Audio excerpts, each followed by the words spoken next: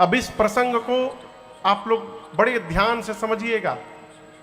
इतना प्रश्न है लोगों को इस प्रसंग को लेकर के। यहां पर राम जी ने गलत किया महाराज। राम जी और सीता मैया चित्रकूट में पंचवटी में बैठे हैं। लक्ष्मण जी पुष्प दल लेने गए थे। एकांत में राम जी सीता जी हैं। राम जी ने सीता मैया से कहा, सीते, रावण ने अब तक हम लोगों के प्रति कोई अपराध नहीं किया है, इसीलिए मैं रावण को मार नहीं पा रहा हूं। भाई जब तक अपराध नहीं करेगा कैसे मारूंगा?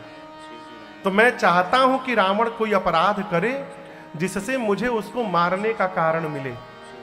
मां ने कहा, प्रभु क्या आज्ञा है?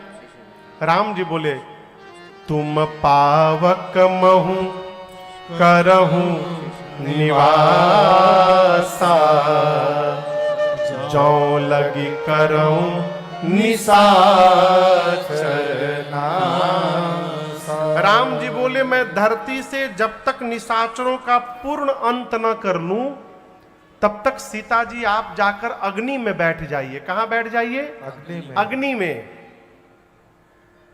मां ने प्रभु की बात को सुना। प्रणाम करके सीता मैया राम जी के पास अपनी छाया रख दी और जाके सीता मैया अग्नि में बैठ गई। अब राम जी के पास असली सीता जी नहीं है। कौन है? छाया सीता जी है, नकली सीता जी। इसका मतलब रावण सीता मैया का हरण नहीं किया है। रावण मेरी मां की छाया को लेकर लंका गया है। और इस रहस्य को राम जी और सीता जी को छोड़कर तीसरा कोई नहीं जानता। लक्ष्मण जी भी नहीं जानते। और जब भगवान ने रावण को मार दिया, सारे निशाचर समाप्त हो गए। उसके बाद अग्नि परीक्षण भया। अग्नि परीक्षण नहीं भया था। जो सीता जी अग्नि में बैठी थी उनको अग्नि से बाहर निकालना था। इसलिए राम जी ने झूठी रचना की। फोटो वाली सीता जी अग्नि में जाके जल गई और असली सीता मैया अग्नि से बाहर राम जी के पास चली आई। और इस रहस्य को दूसरा कोई नहीं जान पाया।